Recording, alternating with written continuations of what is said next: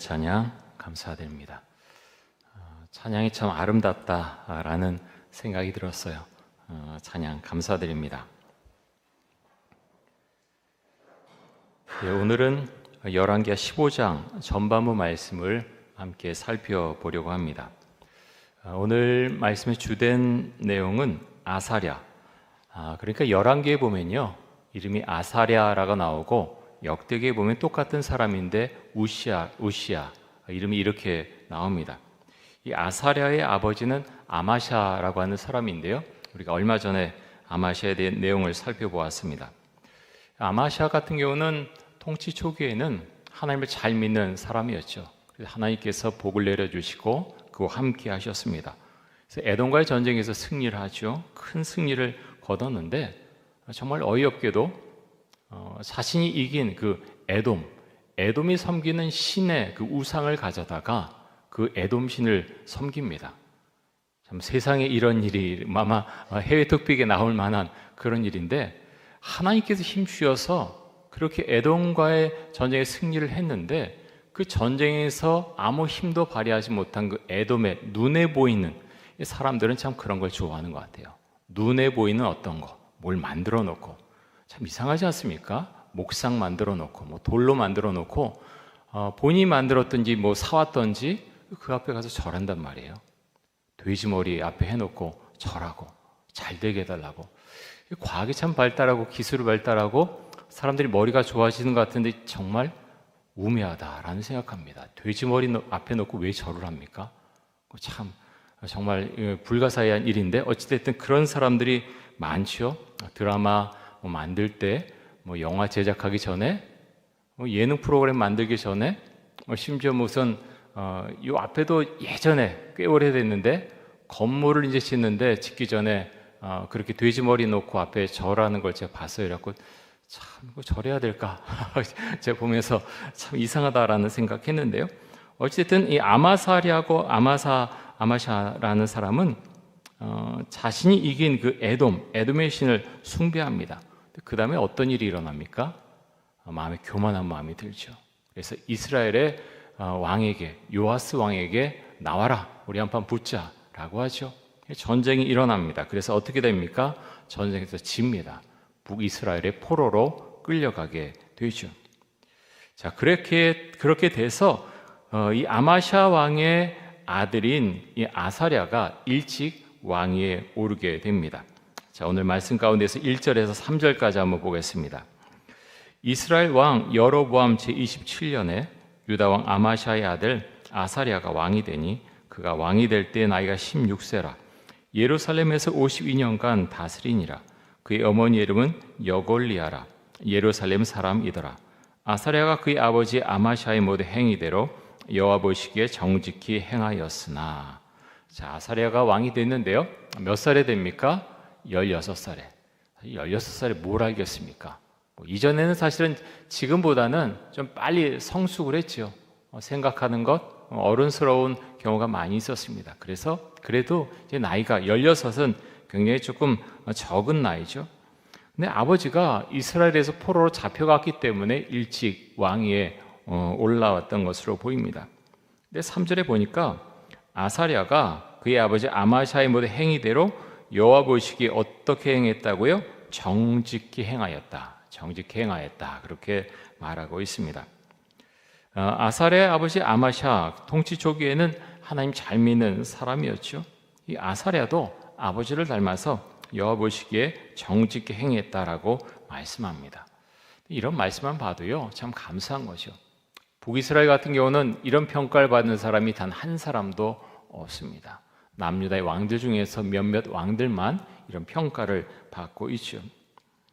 여러분, 아사랴가 어떻게 하나님 보시기에 정직히 행하는 신앙을 가질 수 있었을까요? 여러 가지 상황이 있겠죠. 본인이 정말 어떤 은혜를 받았던지 그렇게 있을 수도 있고요. 아니면 누군가 그에게 신앙을 가르쳤기 때문일 것입니다. 근데 그것을 이제 성경은 설명하고 있지는 않지만 2절에 보니까 이 아사랴의 어머니의 이름이 여골리아다 이렇게 나와 있습니다. 이 여골리아는 여호와는 능력이 있으시다. 여호와는 능력이 있으시다. 그런 의미를 가진 이름입니다. 여골리아의 남편이 아마샤, 하나님 잘 믿을 때 참 잘 됐죠. 그 모습을 옆에서 보고 있었습니다. 그런데 하나님을 배반하고 에돔 신을 믿은 다음에 그 다음에 전쟁에서 패하지 않았습니까? 처참하게 전쟁에 졌고 또 포로로 끌려가는 것 다 봤습니다. 그래서 여골리아는 아들에게 더 신앙에 대해서 정말 잘 가르치고 싶었는지 모릅니다. 그런 가운데서 그 아들의 신앙이 자라지 않았나, 그런 추정을 한번 해봅니다. 그러면서 이 아사랴에게 또 영향을 미치는 사람이 또 있는데요. 역대하 26장에 보면 스가랴라고 하는 사람이 나옵니다. 자, 역대하 26장 4절과 5절 한번 보겠습니다. 제가 읽겠습니다. 우시아가 그의 아버지 아마샤의 모든 행위대로 여호와 보시기에 정직하게 행하며 하나님의 묵시를 밝히 하는 스가랴가 사는 날에 하나님을 찾았고 그가 여호와를 찾을 동안에는 하나님이 형통하게 하셨더라. 자, 스가랴가 말씀을 인도했다는 거죠. 가르쳤다고 하는 것입니다. 자, 그럴 때 하나님께서 그를 형통하게 해주셨다, 이렇게 말씀하고 있습니다.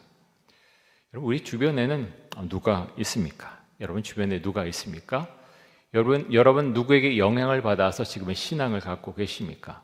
또 지금은 또 누구에게 영향을 받고 계십니까? 또 여러분 자신은 누구에게 그런 신앙적인 믿음에 있어서 영향을 주고 있으십니까?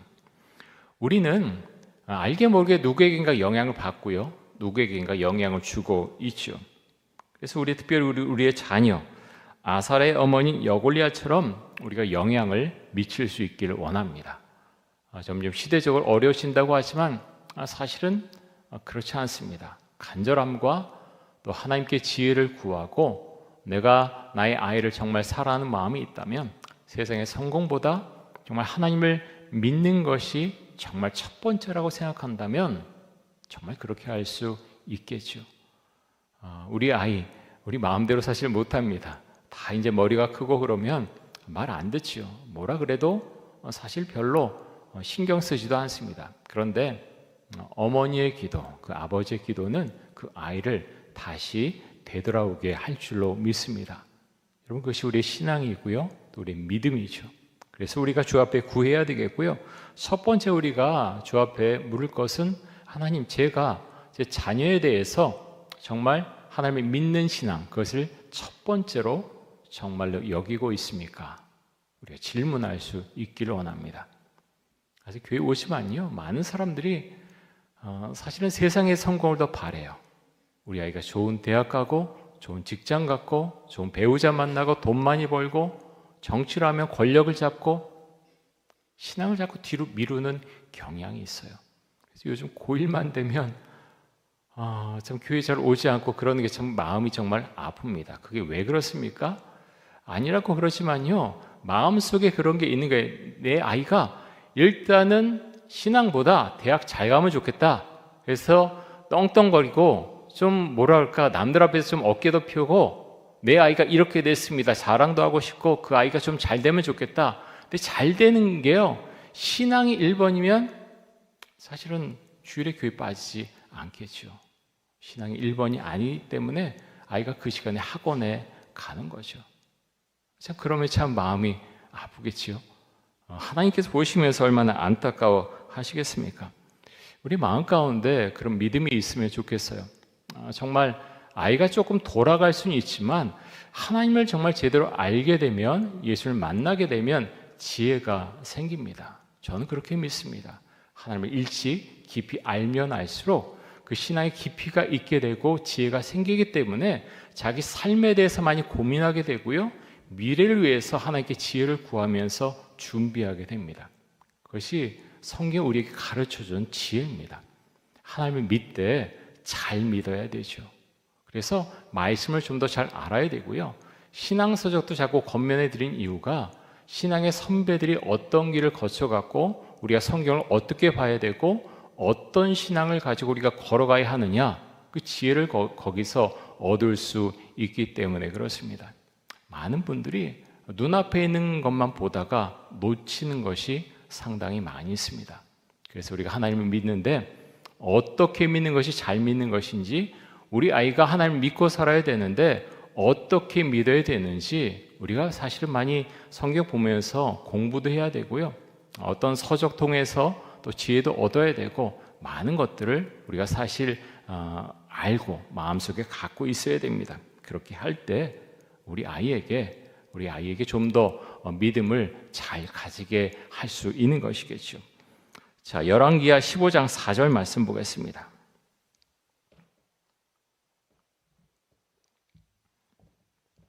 이 말씀 같이 한번 읽습니다. 4절. 오직 산당은 제거하지 아니하였으므로 백성이 여전히 그 산당에서 제사를 드리며 분향하였고. 자, 산당에서 제사를 드린다라는 그 내용의 말씀이 많이 나옵니다. 산당이라고 하는 단어가 아마 개역 개정판에 80회가 넘게 나오는데요. 어디서 들으니까 83회 나온다 이렇게 말씀하신 걸 들었는데 아마 그 정도 나올 겁니다. 그만큼 많이 나오는 단어죠. 그런데 여러분, 산당은 어떤 곳입니까? 산당이 모두 다 나쁜 산당은 아니죠. 솔로몬이 1,000번제를 어디서 드렸습니까? 기브온에 있는 산당에서 1,000번제를 드렸죠. 왜 그렇게 했습니까? 아직 성전을 건축하기 이전이죠. 그 전에 산당이 있었는데요. 이스라엘 사람들이 가나안 땅에 들어오기 전에 가나안 사람들이 산당에서 우상 숭배를 했습니다. 그것이 그대로 남아 있던 거죠. 그래서 사람들이 들어와서 이제 하나님께 제사를 드리는데 뭐 성막에 있는 실로에서도 그랬지만 나중에 또 블레셋까지 전쟁에서 패한 다음에 또 성막이 옮겨 다니죠. 뭐 여러 과정을 거쳐서 하나님께 여러 모습으로 제사를 드리고 예배를 드리는데, 그런데 남유다의 가장 큰 문제가 무엇이냐? 바로 이 산당이라는 거예요. 항상 산당 문제가 따라다닙니다. 북이스라엘 같은 경우는 어떻습니까? 북이스라엘에 처음에 나라가 세워질 때 여로보암 1세가 어떻게 하죠? 사람들이 예루살렘에 있는 그 성전에 찾아갈까 봐 어떻게 합니까? 단과 베델. 단은 저 북쪽이고요. 베델은 예루살렘보다 조금 위쪽으로 올라가는 그곳에 있습니다. 별로 멀리 떨어지지 않았는데요.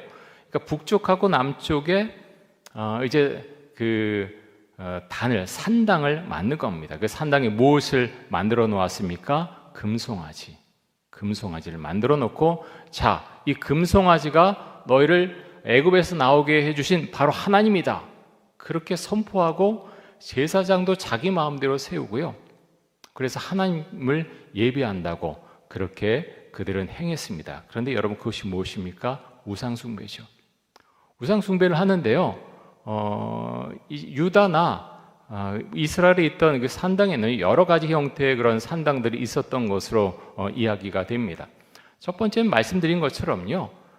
그 사람들은 한편으로는 하나님께 제사 드린다 하면서 그렇게 섬기는 거예요. 단과 베들 같은 경우 하나님께 드린다고 그들은 생각하죠.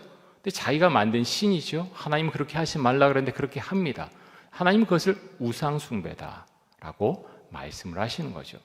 산당이라고 하면 이제 높은 곳에 위치한 뭐 그런 곳으로 우리가 생각할 수 있는데, 많은 경우 그렇습니다. 좀 높은 곳에 위치해서 산당을 만들어 놓고 사람들이 제사를 드렸죠. 근데 우리가 생각할 때 규모가 굉장히 작은 것만 있을 것이다, 그렇게 생각할 수 있는데, 고고학적으로 밝혀진 바에 따르면 그렇지는 않습니다. 산당이 작은 것도 있지만 좀 밑에 지대에 아주 크게 만들어 놓은 산당들이 상당수가 있었다고 하는 것입니다. 왜 그렇습니까? 왜 그러냐면요, 이것은 어떤 권력과 서로 연결이 되어 있었다는 거예요. 지방에도, 예루살렘 말고 지방에도 권력을 가진 귀족들이 있지 않습니까? 귀족들이요, 산당과 아주 밀접하게 연결되어 있었다고 하는 것입니다. 지금처럼 교통이 발달하지 않았죠. 예루살렘 가서, 성전 가서 빨리 가서 오늘 예배드리고 오자, 갔다 올 수 있습니까? 못 가잖아요. 그러니까 자기가 있는 지역에 뭔가 하나님께 예배드릴 수 있는, 제사 드릴 수 있는 뭔가를 만들어 놔야 되는데, 그것이 엄청난 규모로 만들어 놓은 경우가 꽤 있었다는 것입니다. 그래서 종교와 권력은 서로 밀착되어 있는 경우가 역사적으로도 굉장히 많았죠. 우리나라도 현대에 있어서 어떤 종교의 힘, 뭔가 자꾸 정치에서 빌리려고 하지 않습니까? 그만큼 어떤 권력과 서로 연결되는 경향이 있는데요. 이 시대도 그랬다는 거예요. 산당에 가는데 산당에는요, 하나님을 믿는 어떤 그런 신앙도 있다고 하지만 혹시라도 그것이 있었을지라도 어떻게 이것이 취급이 되어지느냐, 여러 신들이 있는데 그 중에 하나가 바로 하나님이라는 거예요. 여호와 믿는 거 하나, 무슨 바알도 있고 아세라도 있고 뭐 에그론의 신도 있고 어떤 신도 있고 많은 것들이 있는데, 그러면서 이 산당이 운영되어 왔다고 하는 것입니다. 근데 왜 이렇게 많은 왕들이, 남유다의 왕들이 산당을 제거하지 못했느냐? 힘이 사실은 없는 경우도 많이 있었어요. 나중에 보면 히스기야나 요시야 왕 같은 경우는 산당을 제거합니다. 그렇죠? 그의 아들들은 그렇지 않았는데 산당을 제거합니다. 그런데 많은 왕들이 산당을 제거하지 못합니다. 그 이유 중에 하나가 무엇인가 하면 함부로 하지 못한다는 거예요. 지방에 힘 있는 권력자들, 귀족들이 있는데 그것을 함부로 제거했다가 어떤 권력 싸움이 일어날 수도 있고, 잘못하면 귀족들이 결탁해서 그 왕에서 끌어내릴 수도 있고, 어떤 다른 관점에서 보면 그렇죠. 물론 하나님은 남유다에서 다윗 왕조를 내가 붙들어 주겠다 말씀을 하셨죠. 그렇게 될 가능성이 정말 하나님께 붙들어지면 없지만, 사람들의 입장에서, 왕의 입장에서는 그렇게 볼 수 있었다는 겁니다. 그래서 산당을 함부로 제거하지 못한 그런 모습도 있었다라는 것이죠. 여러분, 하나님은 우리에게 혼합신앙을 허락하신 적이 없죠. 우리가 살아가는 이 시대는 여러분 어떻습니까? 가톨릭이나 불교, 서로 요즘 왕래도 많이 하죠. 그러면 서로 축복하고 그러는데, 여러분 다원론 나온 지가 오래됐죠. 여러분 잘 알고 계시죠? 산에 올라가는 길은 여러 가지지만 정상에 올라가면 똑같다. 이 말이 무슨 말입니까? 여러 신, 아무 신 믿거나 결국 구원받는 거 똑같아. 지금 이 말을 하는 것이죠. 불교를 내가 심취하고 있거나 아니면 다른 신을 믿거나 어차피 내가 신 믿고 기도하고 그렇게 하기 때문에 어차피 나는 그 세계로 가게 돼 있어. 이게 다원론인데요. 여러분, 현대인들이 이 다원론에 사실 열광하죠. 그러면서 기독교는 그것에 대해서 절대로 반대하니까 뭐라고 말합니까? 편협하다. 기독교를 가리켜서 너희는 왜 이렇게 좁고 편협하냐라고 이제 공격을 하게 되는 거죠. 여러분, 만약에 우리가 그것을 인정하면요, 이 시간에 우리가 여기 나와 있을 필요가 있을까요? 저는 나와 있을 이유가 하나도 없다고 생각됩니다. 어차피 편하게 좀 지내고 내가 이 신 믿고 저 신도 좀 믿다가 어차피 내가 천국에 가게 돼 있는데, 구원받는데 뭐하러 이 시간에 드라마 뭐 하는지 모르지만 뭐래도 할 수 있는데 뭐하러 지금 나와서 우리가 예배를 드린다고 이 자리에 나와 있겠습니까? 아니라는 거죠. 기독교가 믿는 하나님은 그렇지 않습니다. 이런 면에 생각해 보면 그 산당이 있었던 이 시대나 성경에 나온 이 시대나 현대 우리가 살아가는 이 현대나 혼합 종교에 있어서는 비슷한 모습을 갖고 있지 않나, 그런 생각을 해보게 됩니다. 자, 이어서 5절 말씀 보겠습니다.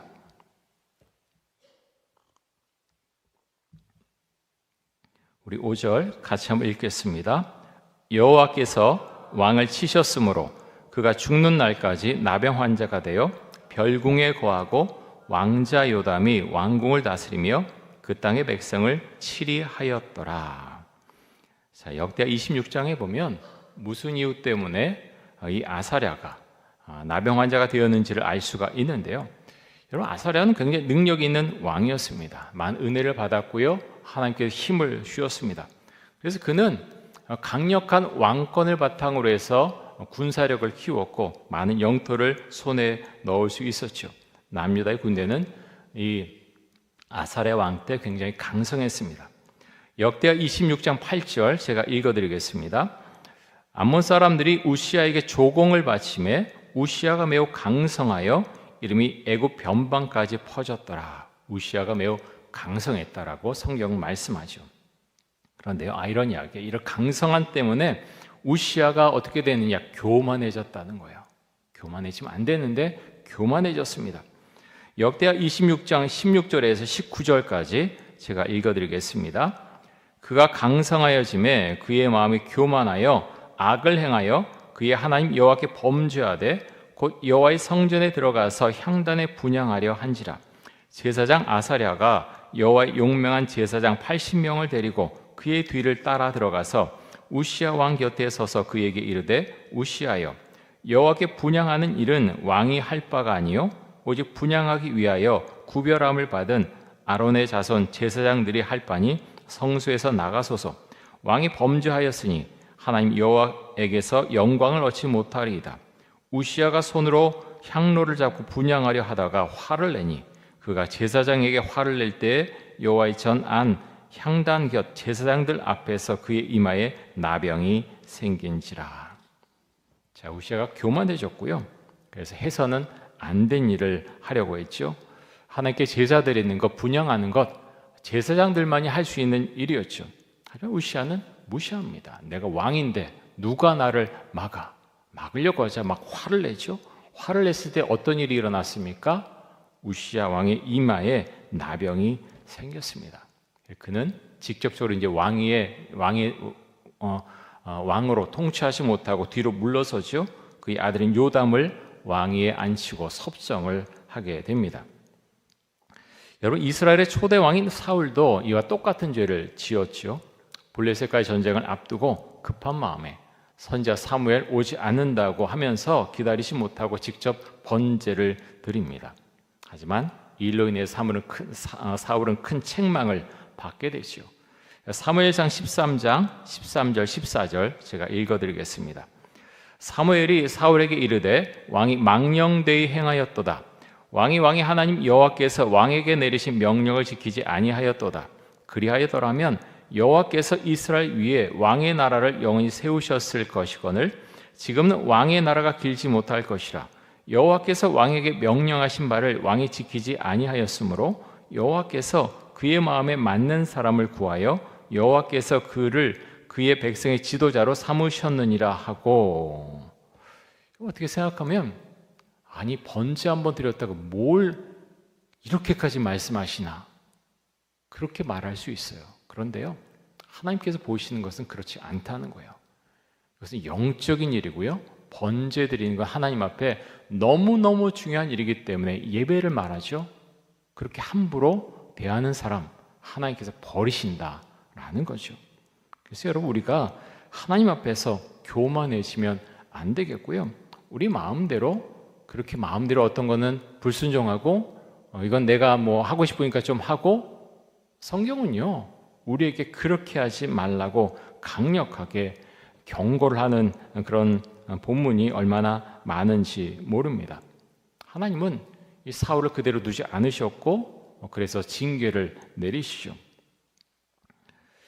오늘 우리가 읽는 이 아살의 이야기, 그리고 그의 아버지 아마샤도 그렇고요, 우리가 하나님을 어떻게 믿어야 되는지 우리에게 그것을 많이 생각하게 줍니다. 여러분, 인생의 마지막을 우리가 비참하게 맞이하면 안 되겠죠.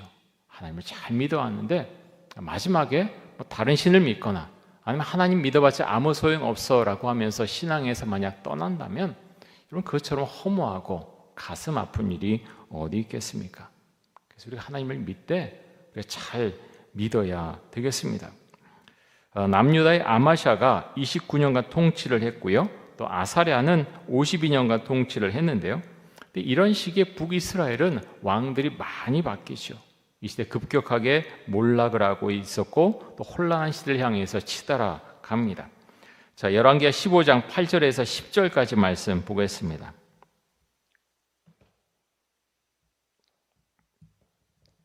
(8절부터) 제가 읽겠습니다.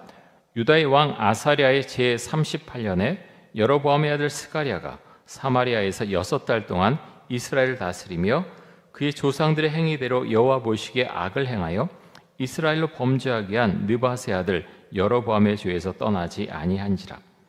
야베스의 아들 살룸이 그를 반역하여 백성 앞에서 쳐 죽이고 대신하여 왕이 되니라.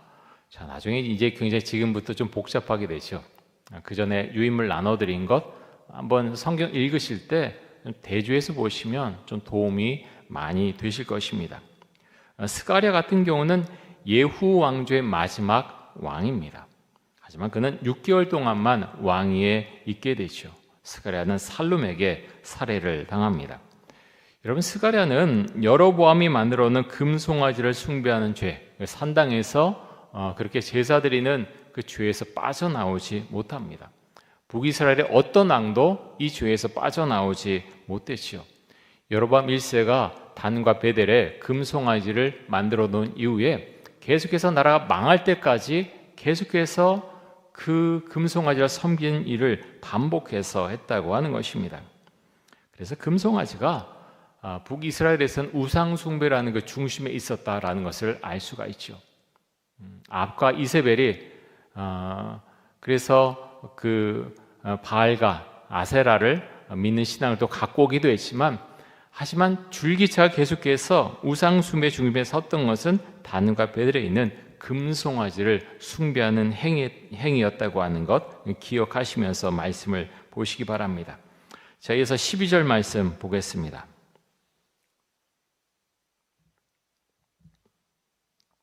우리 12절 같이 한번 읽겠습니다. 여호와께서 예후에게 말씀하여 이르시기를 내 자손이 4대 동안 이스라엘 왕이 있으리라 하신 그 말씀대로 과연 그렇게 되니라. 자, 하나님께서 이 아합 집안을 멸절시킨 그 공을 인정하셔서 하나님께서 예후에게 선물을 주셨죠. 4대 동안, 내 이후에 4대 동안 왕을 세워주겠다 말씀하셨고요. 그래서 예후 이후에 여호아하스, 요아스, 여로보암 2세, 스가랴 이렇게 4대가 왕위에 올랐습니다. 하지만 여기까지죠. 이 여로보암 2세 때는요, 영토를 굉장히 많이 확장을 했습니다. 다윗과 솔로몬 시대 버금가는 그런 영토를 확보할 수가 있었죠. 경제적으로도 참 번영했습니다. 그런데 성경은요, 그것에 대해서 하나도 높이지 않습니다. 그는 하나님을 믿지 않았다. 우상 숭배자였다. 사실 그 몇 가지 사실만을 말씀하고 있습니다. 여로보암 2세 때 영토를 확장한 것은 사실 주변 국가의 영향이 굉장히 컸지요. 그때는 아수르가 신흥 강국으로 발돋움하고 있었고요. 또 아람은 그런 아수르의 공격을 받아서 북이스라엘에 어떤 영향력을 미칠 힘을 전혀 발휘할 수가 없었습니다. 그 틈을 이용해서 여로보암 2세가 그동안 아람에게 뺏겼던 여러 지역들을 그때 다시 한번 그 영토를 찾아온 것으로 보입니다. 자, 예후 왕조의 마지막 왕인 스가랴 6개월 동안 왕위에 앉아 있었고요. 스가랴를 죽이고 왕이 된 살룸이라고 하는 사람은 단지 한 달 동안만 왕위에서 통치를 했습니다. 자, 살룸을 죽이고 왕이 오른 사람이 무나헴이라고 하는 사람인데요. 무나헴은 여로보암 2세 군대 총사령관이었던 사람입니다. 자, 13절에서 16절까지 보겠습니다.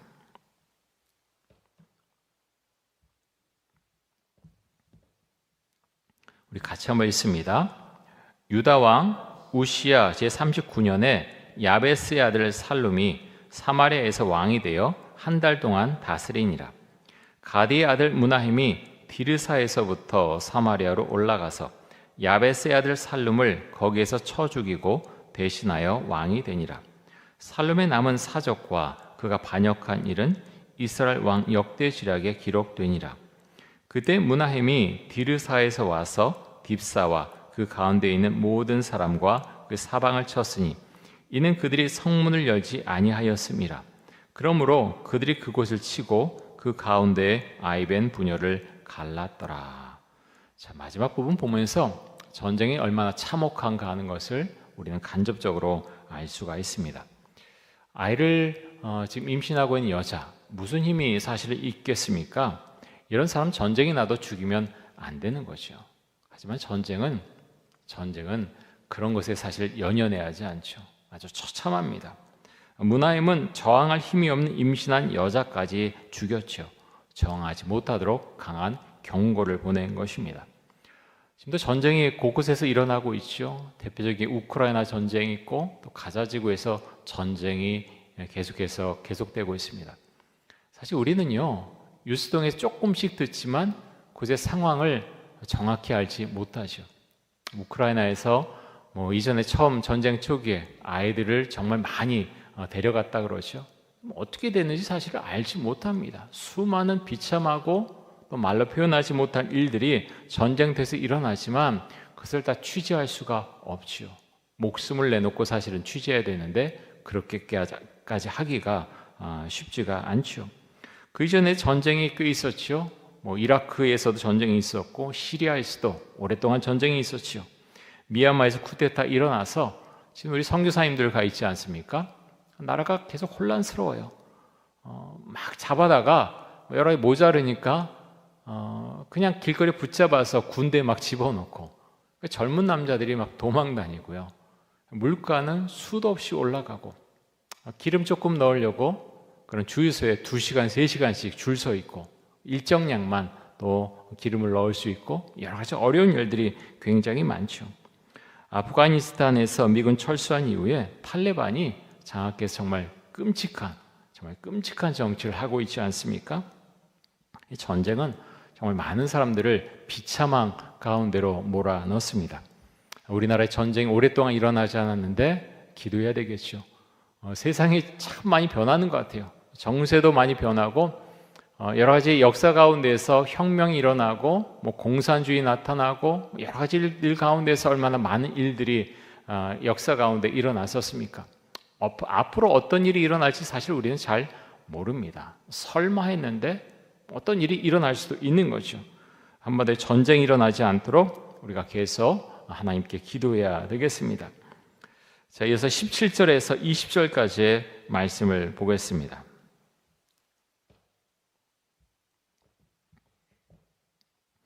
유다왕 아사랴 제39년에 가데의 아들 므나헴이 이스라엘 왕이 되어 사마리아에서 10년간 다스리며 여호와 보시기에 악을 행하여 이스라엘로 범죄하게 한 느바세 아들 여로보암의 죄에서 평생 떠나지 아니하였더라. 아스루 왕 불이 와서 그 땅을 치려하매 므나헴이 은 1000달란트를 불에게 주어서 그로 자기를 도와주게 하므로 나라를 자기 손에 굳게 세우고자 하여 그 은을 이스라엘 모든 큰 부자에게서 강탈하여 각 사람에게 은 50세겔씩 내게 하여 아스루 왕에게 주었더니 이 아스루 왕이 되돌아가 그 땅에 머물지 아니하였더라. 자, 므나헴 역시 단과 베델에 세운 금송아지를 섬기는 죄에서 떠나지 않았습니다. 그리고 아수르의 왕 불이 쳐들어왔을 때 이 불은 디글랏빌레셋 3세를 말하는 것으로 보이고요. 아수르의 왕 불 디글랏빌레셋 3세가 쳐들어오자 어떻게 합니까? 돈을 줘서 이제 그만 돌아가 달라고 그렇게 하죠. 은 1000달란트를 디글랏빌레셋 3세에게 주었습니다. 이게 나라 돈인가요? 그렇지 않고 큰 부자들에게서 강탈한 억지로 빼앗은 돈으로 지불을 했다는 거죠. 여러분, 그런 가운데에서 북이스라엘은 점점 나라가 저물어 가고 있습니다. 나라가 부강했던 여로보암 2세 때 이제 얼마 지나지 않아서 나라가 다 이제 문을 닫고 다 끝나게 될 것이다. 아마 누가 상상을 했겠습니까? 근데 실제로 그런 일이 일어났다고 하는 것입니다. 이스라엘은 급격하게 무너졌고 결국 멸망하게 됩니다. 성경은 북이스라엘이 멸망당하는 가장 큰 이유가 무엇인가 하면 하나님을 믿지 않고 우상 숭배했기 때문이다. 그렇게 아주 분명하게 말씀하고 있습니다. 여러분, 요즘 우리나라 보면 이런 내용이 남의 나라 이야기 같지 않습니다. 2023년 통계 보면 우리나라 개신교 비율이 16.6%입니다. 그것도 사실은 많이 잡아서 그럴 거예요. 재적수, 이 사실 허수가 많이 있지 않습니까? 이 비율도 점점 줄어들고 있습니다. 10명 중에 한 사람 조금 넘게 그렇게 하나님을 믿는다, 교회를 다닌다라고 말할 수가 있겠죠. 정말 우리나라 정말 이 젊은 세대 같은 경우는 완전 선교지가 되었습니다. 그래서 다른 나라 이제 선교사들 많이 가 있지만 50대, 60대 선교사들 은퇴하면 그 자리에 메울 사람이 없습니다. 우리나라 신학교도 사람들이 점점 가지 않죠. 지금은 그래도 목회자 청빙할 때 사람들이 이렇게 많이 있지만 얼마 지나지 않은 사실 목회자가 없어지는 그런 시대가 금방 올 수도 있다고 하는 것입니다. 그렇게 되지 않아야 되겠지요. 너무 슬픈 일이고요. 하나님께서 우리 한국교회 가운데 많은 은혜 주셨는데 다 같이 힘을 내서 우리가 일어나야 되겠고, 그래서 복음도 전해야 되겠고요. 그래서 내가 믿는 하나님, 내가 어떤 하나님을 만났는가, 예수님과 내가 어떻게 살고 있는가 우리가 전할 수 있어야 되겠습니다. 우리가 정말 주를 믿는 것이 잠깐 그렇게 믿는 것이 아니라 나의 삶 가운데 내가 예수님과 함께 동행하고 산다고 하는 것을 우리의 삶 속에서도 드러내고 또 그 가운데서 우리가 평안하고 너무나 기뻐하는 가운데에서 우리가 세상을 살아갈 수 있기를 원합니다. 우리 하나님을 믿되 참 정신 차려서 믿어야 되겠고요. 특별히 우리의 자녀와 가족들에게 먼저 복음을 전할 수 있어야 되겠습니다. 자, 우리 기도 제목 놓고 함께 기도하겠습니다. 우리의 자녀에게 믿음을 가르치게 하여 주옵소서. 인생의 마지막 순간까지 하나님을 잘 믿고 천국에 갈 수 있도록 하여 주옵소서. 혼합주의 신앙에 빠지지 않게 해주시고 하나님을 믿는 것이 무엇인가 우리의 말씀 가운데서 발견하고 내가 믿는 하나님, 그 하나님을 세상에 자랑하며 복음을 전하며 살아가게 하여 주옵소서. 우리 함께 통성으로 기도하겠습니다. 사랑의 주님, 감사합니다.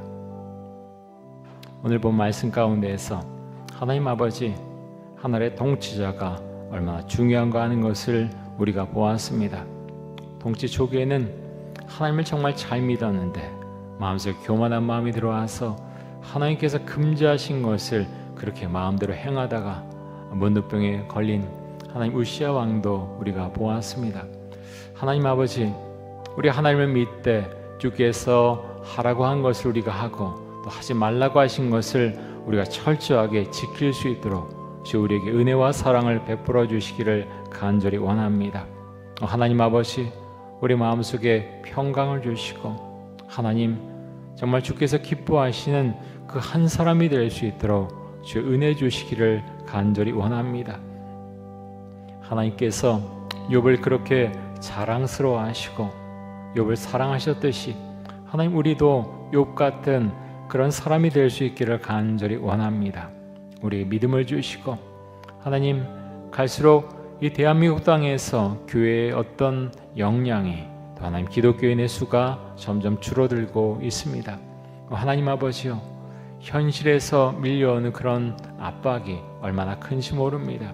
하나님 아버지요, 우리의 자녀들 주님 은혜를 주어서 정말 주를 믿고 살아갈 수 있도록 믿음이 우리 자녀들 가운데 들어갈 수 있기를 간절히 원합니다.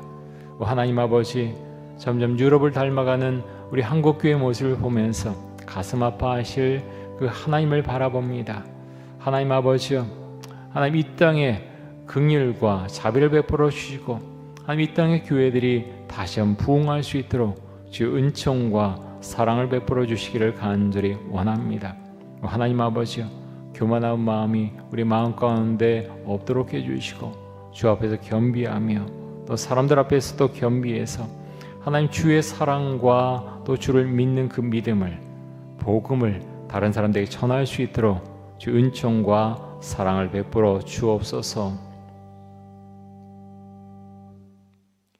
주님 감사합니다. 우리가 성경 말씀을 보면서 내 인생은 괜찮은가? 내 인생은 이 사람들보다 괜찮은가? 우리가 생각하고 또 기도하게 됩니다. 평생토록 정말 주를 찬양하며 또 하나님을 자랑하며 특별히 우리 자녀들에게 믿음을 심어주며 하나님 그렇게 주 앞에 간절히 기도하면서 우리에게 주어진 삶을 살고자 합니다. 우리에게 믿음을 주시고 하나님 아버지, 주를 믿는 것이 왜 첫 번째인가?